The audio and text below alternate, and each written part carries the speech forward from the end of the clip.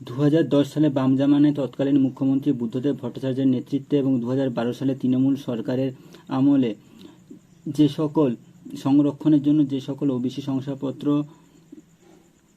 বিলি করা হয়েছিল সেগুলি কলকাতা হাইকোর্টের বিচারপতি তপব্রত চক্রবর্তী এবং বিচারপতি রাজাশেখর মান্থার ডিভিশন বেঞ্চ বাতিলের রায় দিলেন।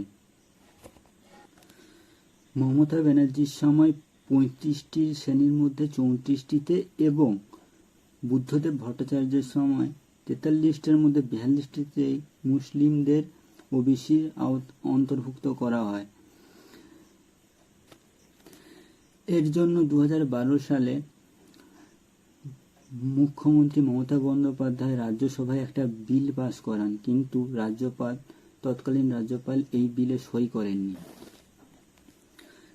টিএমসি এবং সিপিআইএম এর রাজনৈতিক স্বার্থ চরিতার্থ করতে গিয়ে যে সংখ্যালঘুদের সুবিধে পাইয়ে দেওয়ার যে প্রচেষ্টা, তার কলকাতা হাইকোর্টের মধ্যস্থতায় তা ব্যর্থ হয়। যারা বর্তমানে এই ওবিসি শংসাপত্রের সুবিধা নিয়ে সরকারি চাকরি ক্ষেত্রে আছেন, তাদের চাকরি বহাল থাকবে, কিন্তু ভবিষ্যতে এই শংসাপত্র নিয়ে কেউ কোনো সুযোগ সুবিধা পাবে না। পুনরায় এই শংসাপত্র ইস্যু করার জন্য ব্যাকওয়ার্ড কমিশনের পরামর্শ নিয়ে যারা সত্যিকারেরই যোগ্য তাদেরকে এই ওবিসি শংসাপত্র দেওয়া যেতে পারে।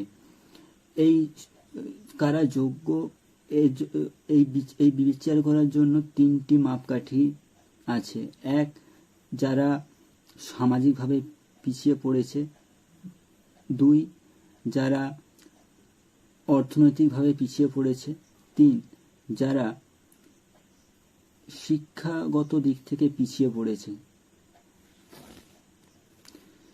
কেউ বলছে 5 লাখ, আবার কেউ বলছে 15 লাখ। কিন্তু এই শংসাপত্র নির্দিষ্ট কতজনকে বিলি করা হয়েছে সেই সংখ্যাটা এখনো স্পষ্ট নয়।